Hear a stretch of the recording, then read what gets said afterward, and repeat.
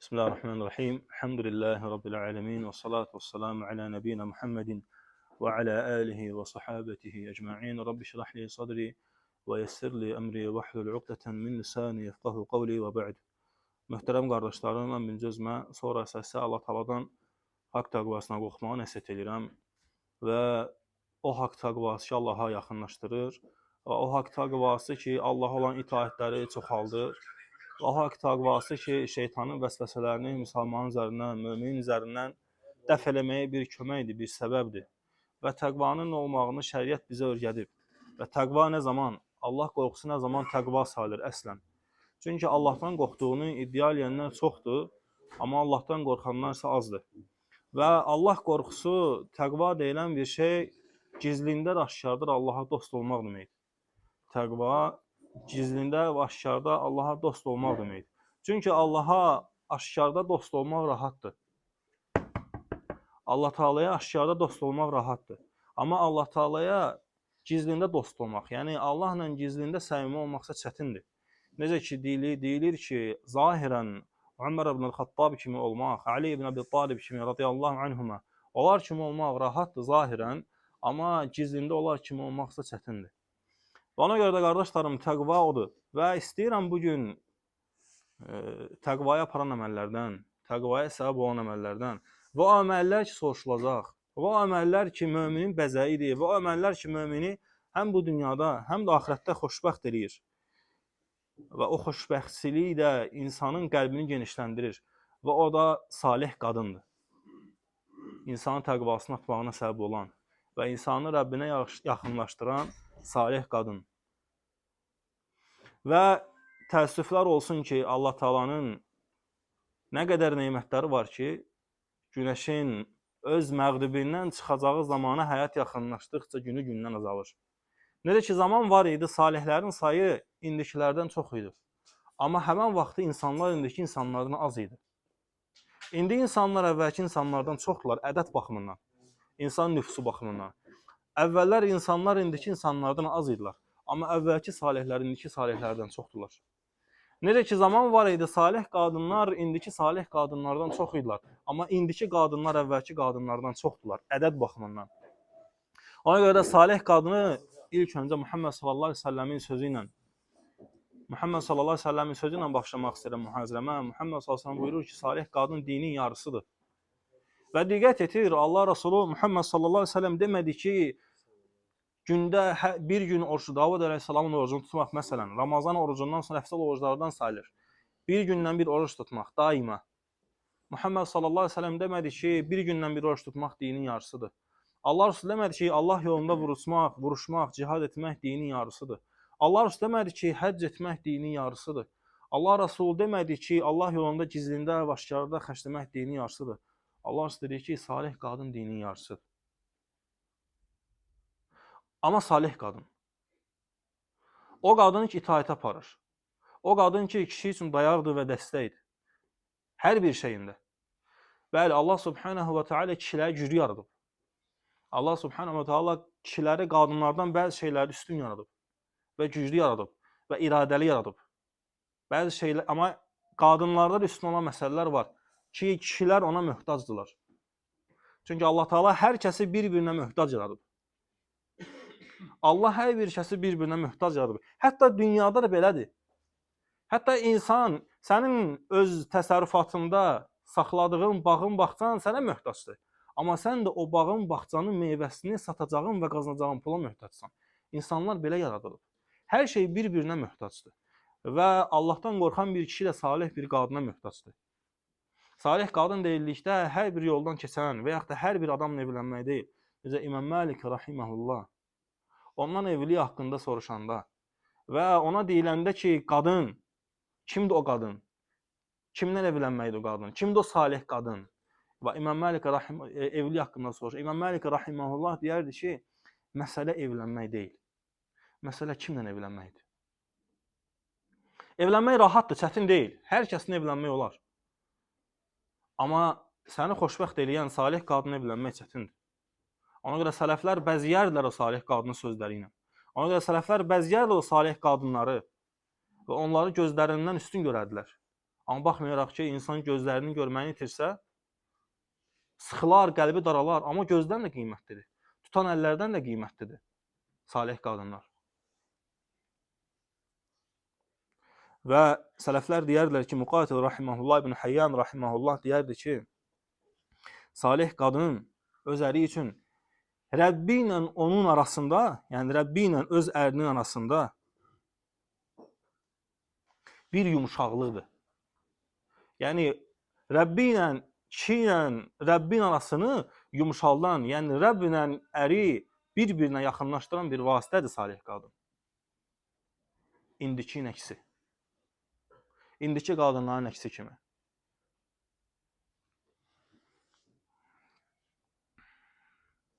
İbn Hacer rahimehullah ondan soruşulduqda ki, salih qadınlar, kimlərdir o vəsf olunanlar? Kimlərdir o vəsf olunan o salih qadınlar? O necə tapılır? O necə seçilir? Və İbn Hacer rahimehullah deyərdi ki, salih qadın yalnız xeyirlə danışılan qadınlar. Yəni dinində salih qadın gözəlliyi ilə və yaxud da nəsəbi ilə tanınmır. Salih qadın dini ilə tanınan qadınlara deyirlər. İslam dinində deyilən salih qadınlar bunlardır, qardaşlarım. Və İslam dinində salih qadın deyilənlər hər zaman salihlərin əlinin evindən çıxanlar deyil. Hərdən talihlərin, yəni günahkarların evindən salihlər çıxır. Və hərdən də salihlərin evindən talihlər çıxır. Necə ki, bax, bəzi peyğəmbərlərin qissələrinə. Yusuf aleyhisselamın qardaşları peyğəmbər oğlanları idilər. Amma bir nəbini öldürmək istədilər. Və ataları da bir nəbi idi. Allahın peyğəmbəri idi. Salihin evindən talihlər çıxdı. Nuh aleyhisselam salihlərdən idi. Allahın Rasulü idi aleyhisselam. Amma oğlu talihlərdən oldu. Lut aleyhisselam salihlərdən idi. Amma zövcəsi talihlərdən, yəni günahkarlardan oldu. Və həmçinin də möminlərin əmiri Ali ibn Abi Talib radiyallahu anhu buyurur ki, salih qadınlar haqqında bir kişinin saadətidir salih qadın. Və o qadın ki ona baxanda, kişi o qadına baxanda onun salihliyini, Rəbbin ona itaatini görsün və həmçinin də kişinin saadətinə, yəni xoşbəxtliyini artırır qadında salihliyi görmək və həmçinin də övladlarının xeyir üzərində görməsi. Çünki Allahdan qorxan bir kişi üçün onun həyatında əsas iki dəyərli bir nemət var. Onun öz qadını və onun övladları. Necə ki, Allah Teala öz kitabında, Quran-ı Kərimdə Allah Teala buyurur ki, Əl-yəvmə la yənfə'u məlun və la bənun. Qiyamət günü yəni. Nə mal mülk, nə də övladlar heç bir fayda verməyəcəklər. Və Allah Teala nəyin fayda verəcəyini bizə buyurdu. İllə mən ətəllahə bi qalbin səlim. Yalnız Rəbbinə səlim qəlblə qanidən qəlb başqa. Allah biz o qəlbin sahiblərini eləsin. Və diqqət yetirin qardaşlarım, Allah Teala buyurdu ki, la yənfə'u məlun və la bənun. Nə mal mülk, nə də övladlar, yəni ailə fayda verməyəcək. Sual. Allahdan qorxan bir kişi malı mülkü kimin üçün yığır? Yalnız ailəsi üçün. Yalnız ailəsinin rahatçılığı, onların xoşbəxtçiliyi üçün. Və həmçinin Ali radiyallahu anhu deyər ki, bir kişini xoşbəxt edən şeydir salih qadın və onun salih övladları və övladlarını daim xeyrin üzərində görməsi.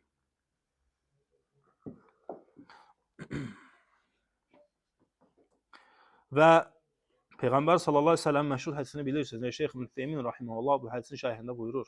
Və bir qadın 4 şeyə görə evlənilir. Bir qadınla nikah, bir qadınla evlilik 4 şeyinə görə olur. Ən birincisi şəriətin icazə verdiyi bu 4 şeydir təbii ki. Ən birincisi onun mülkünə görə, malına görə. İkincisi onun nəsəbinə görə, yəni kimliyinə görə. Üçüncüsü onun gözəlliyinə görə və dördüncüsü isə onun dininə görədir. Və dini ən üstünüdür. Və Peyğəmbər sallallahu əleyhi və səlləm baxmayaraq ki, 3 şeyi icazəli gördü bir qadında onunla evlənməyə.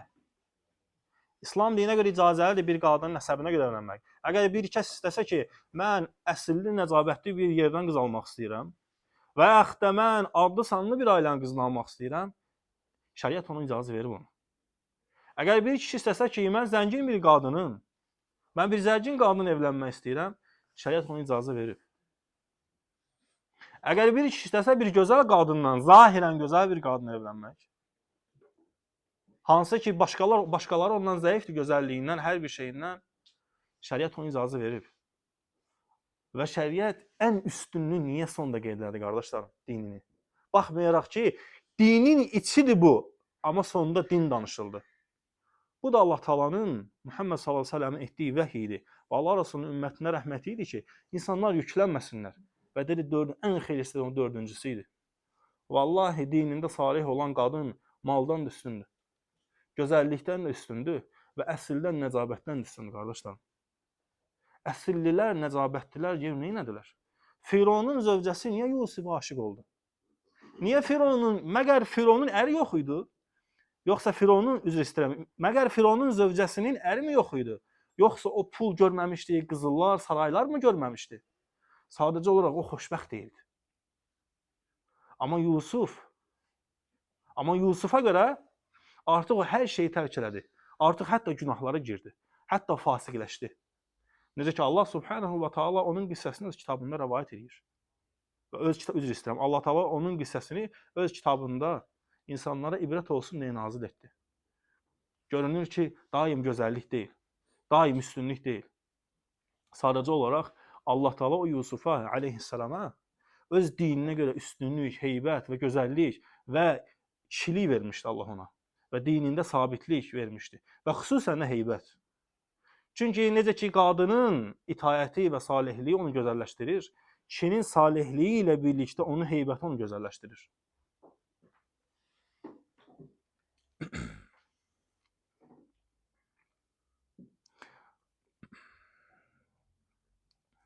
Və həmçində İmam Siddi rahimehullah buyurardı ki,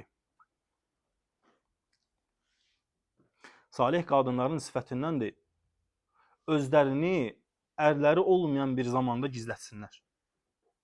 Salih qadının sifətindəndir, ərləri onların yanlarında olmadığı bir zamanda özlərini gizlətsinlər. Hətta bəzi sahabələr, bəzi sahabə qadınlar, hətta Ayşə radiyallahu anhə, Allah vəfat eləyəndən sonra ondan hərdən gəlib din haqqında, Allahın dinini, sünnəni soruşurdular. Çünki Ayşə radiyallahu anhə, Allah onun atasından razı olsun. Ayşə radiyallahu anhə Peyğəmbər sallallahu əleyhi və səlləmdən çox rəvayət edən sahabələrdəndir. Baxmayaraq ki, qadın olsa da belə.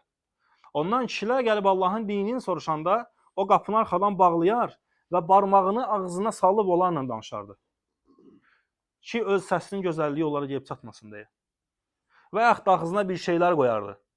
Çünki şəriətlə icazə deyil qadına başqaları ilə əzlə danışması, gözəl səslə danışması. Çünki qadına yalnız bir neçə şəxsə icazəlidir. Öz valideyni, atası, öz qardaşı, öz övladı və öz əri ilə gözəl səslə danışması. Bu günün əksi. Baxırsan, öz ərinə qarşı danışığına qadının, amma çöldə hələ işləyənləri demirəm, hələ buna bənzər şeylər demirəm. Çöldə az qala sanki mahnı oxuyacaqlar. O cür gözəl danışan evində isə sanki dili ağzından çıxan ilanın zəhəri kimidirlər. Bu da nəyə göstərir qardaşlarım? Salih olmayan, yəni talih qadınların sifətlərini. Ona görə də qadın öz evində əri ilə bunları yaşamalıdır. Və əri olmadığı zamansa artıq sanki o nemətlər onda yox imiş kimi olmalıdır. Sanki nemətlər onda yox imiş. Onda nə gözəl səs, onda nə gözəl sifət, nə onda gözəl bir... Sanki o şeylər Allahdan ona verilməmiş kimi. Heç insanlar sanki ondan hiss etmirlərmiş kimi. Hətta bircə nəfərin də olsa belə düşüncəsinə gəlməsin ki, hətta insanların əksinə düşüncəsinə gəlsin ki, bəlkə o xəstədir. Bəlkə o xəstədir. Çünki onda heç nə yoxdur. Və bu səbəblə qadın başqalarını özünə çəkmir. Və bu da salih qadınların sifətlərindən. Və həmçində qardaşlarım,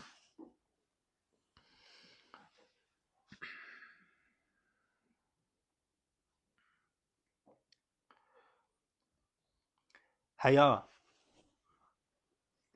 Baxmayaraq ki, həyanı Allah Taala həm kişilərə, həm də qadınlara əmr edib. Və elm əhli alimlər buyurardı ki, bu qadınlara lap çox fayda verir. Həya qadınlara lap çox fayda verir. Çünki qadınların həyasının pozulması cəmiyyətə lap çox zərər verir. Qadınların həyasının pozulması cəmiyyətə lap çox zərər verir. Çünki ən birinci evindən, çünki övlad anadan götürür. Uşaq vaxtı körpədir, bilmir. Sanki elə bilir ki, ananın danışdığı kimi danışır. Xüsusən də qız uşaqları, qız övladları. Və sonra isə cəmiyyət. Və həya ondandır. Necə alimlər deyirlər ki, xüsusən də qadınlar və xüsusən də qadınlarda bu şey güclü olmalıdır, həyanın güclü olması. Və şəriət bunu kişilərə əmr edibsə, bəs qadınlara necə? Çünki əslən kişidə heybət və qeyrət var.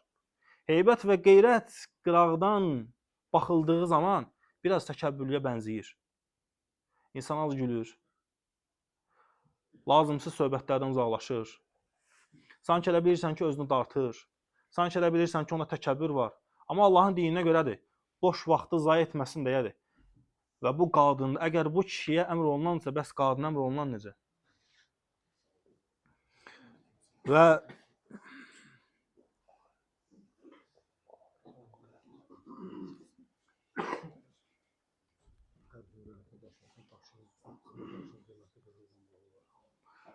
İmam Abdurrahman rahimehullah buyurardı ki, salih qadın bir kişinin həyatında cənnət kimidir. Allahdan qorxan cənnətdə Rəbbinin ona yaratmış olacağı əsl cənnətdə necə xoşbəxt olar? Özünü necə hiss eləyər?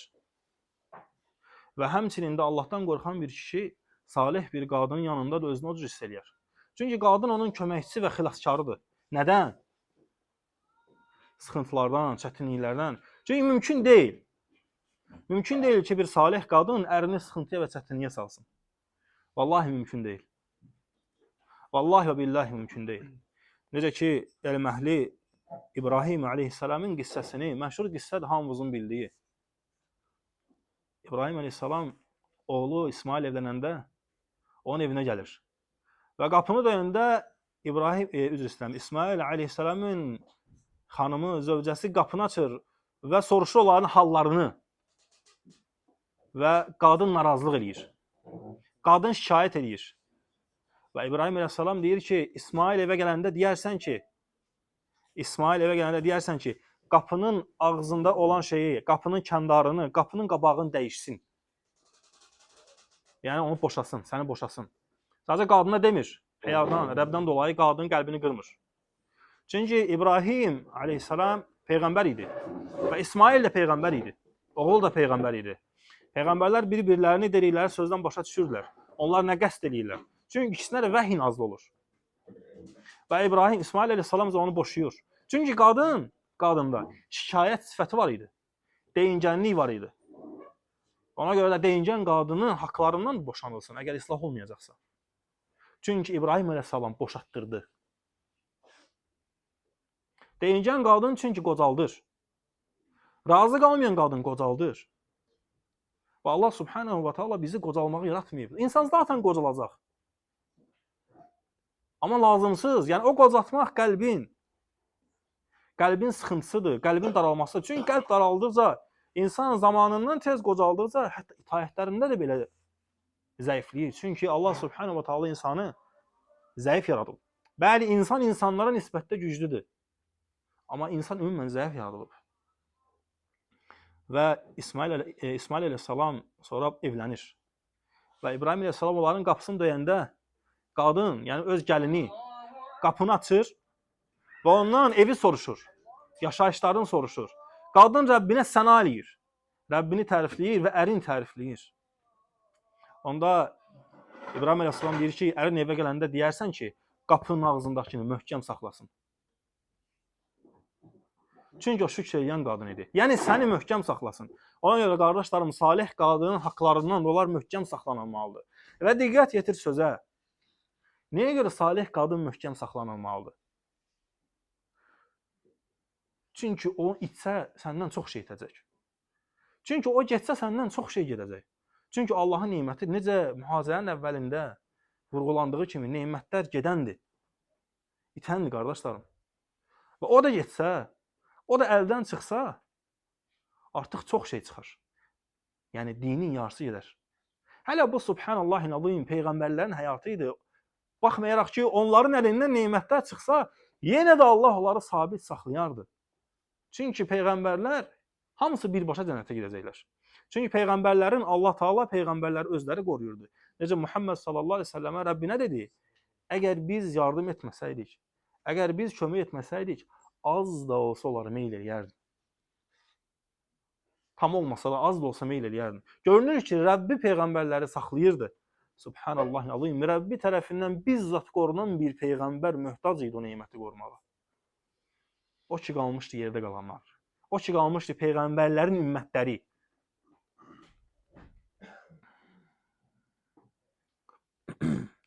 Və həmçinin də sələflər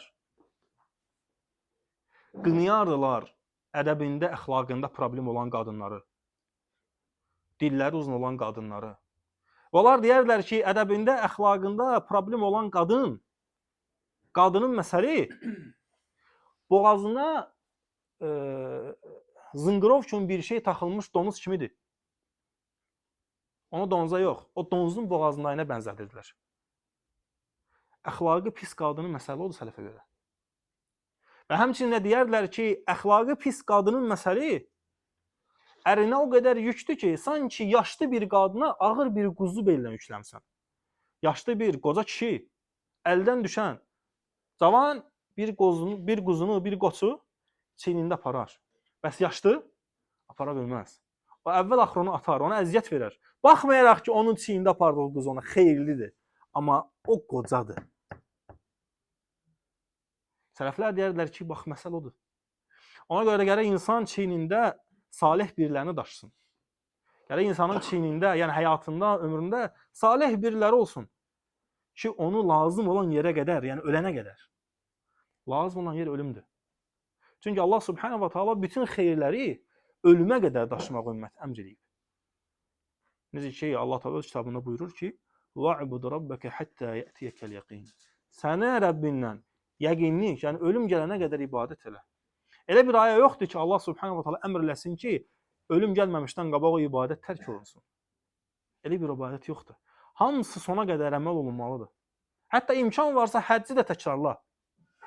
Bir dəfə ilə kifayətlənmə. Baxmayaraq ki, bir dəfə həcc fərzdir. Bir dəfə eləyən, 200 dəfə eləməsə günahkar deyil. Bir dəfə ümrə eləyən, 200 dəfə ümrə eləməsə günahkar deyil. Hətta imkan varsa da təkrarlansın. Nə zamana qədər? Hətta yətiyəkəl yəqin. Ölüm gələnə qədər. Subhanallahil azim. Bunu Allah Taala öz peyğəmbərinə əmr eləmişdi. Bunu Allah Taala Muhammed sallallahu əleyhi və səlləm əmr eləmişdi. O kişi qalmışdı yerdə qalanlar. Ona görə qardaşlarım, bu salih qadının sələflər qarşısında olan bəzi qədir qiyməti, təbii ki, çox uzatmaq, çox uzun olmağını istəmirəm. Ona görə də qardaşlarım, sələflər həmçinin deyərdilər, qadın alanda bəzi məsələlərə diqqət yetirilməsini. Hətta bəzi sələflər qarşı idilər o şeyə ki, qadının malına görə evlənmək. Baxmayaraq ki, şəriətlə icazəlidir. Baxmayaraq şəriətlə icazəlidir qadının malına evlənmək. Ona görə onlar deyərdilər ki, qadın ələ baxmalıdır. Çünki qadınlarda bəzi xüsusiyyətlər var. Çünki qadınlarda bəzi xüsusiyyətlər var. Onlardan da biri deyincənlikdir. Çünki deyincən insan ola bilsin ki, əvvəl axır başa vursun. Ona görə də səbəblər var. Səbəblərdən biridir ki, gərək qadın kişinin əlinə baxsın. Və qardaşlarım, Allah subhanahu wa ta'aladan istəyirəm ki, müsəlmanlara, sələflərə, xeyir əhlinə, onlara daim baxdıqda sevindirən salih qadınlar nəsib etsin. Və İmam Məlik deyərdi, salih qadın, tələbələrinə deyər ki, salih qadın odur ki, sən onunla evlənirsən. Və sən ona baxanda Allaha şükr eləyirsən ki, yaxşı ki, o başqasına qismət olmayıb. Yaxşı ki, o mənimdir. Subhanallahil azim. Səndən başqasına qismət olmayıb və başqası onu görməyib, amma sən onu qısqanırsan. Bax, salih qadın odur. Təbii ki, elə insanlar var ki, fasik qadınlara da bu cür rəftar edirlər. Təbii ki, Allahdan qorxan artıq bilir kimdir salih qadın. Ona görə salih qadın iki görən gözdən, iki tutan əldən və hər şeydən üstündür. Çünki salih qadın dinin yarısıdır. Allah Taala'dan istəyirəm ki, bizə xeyirli zürriyyət və salih qadınlar nəsib etsin. Və Allah Taala bizi bu dünyada və axirətdə xoşbəxt eləsin və öz ailələrimiz də bizimlə birlikdə həm bu dünyada, həm axirətdə saadətə qovuşdursun. və nə zərərdirsə, nə fitnədirsə, onları bizdən də və müsəlmanların ailələrindən uzaqlaşdırsın. Və Allah Taala müsəlmanların ailəsini şərdən, şərin əhlindən və onlara bənzər şeydən və xeyrə bənzədiyi halda şər olan şeylərdən qorusun. Və bunlar da təəssüf olsun ki, çoxdur. Allah müsəlmanları qorusun, Allah ölkəmizi qorusun, Allah rəhbərimizi qorusun. Allah müsəlmanların ordlarını qorusun. Kim ki müsəlmanlara zərər istəyirlərsə, kim ki müsəlman ölkələrinə zərər istəyirlərsə, Allah onların zərərlərini öz silahları ilə özlərinə qaytarsın. Allah bizim ölkəmizdə qorusun, bizim rəhbərimizdə qorusun. Və onun daim gözəl, xeyirli qərarlar, həm dünyasına, həm axirətinə xeyir verən qərarlar verməyi ona nəsib eləsin. Və onun ətrafında yalnız və yalnız xeyir əhlini cəm eləsin. Və kimlər ona zərər istəyirlərsə, onların zərərlərini ona göstərsin. Allah onu bu dünyada da axirətdə də bağışlasın. Həmçinin Allah bilir. Və sallallahu aleyhi nəbiyyinə Muhammedin və alə alihi və sahabetihi ecmaîn.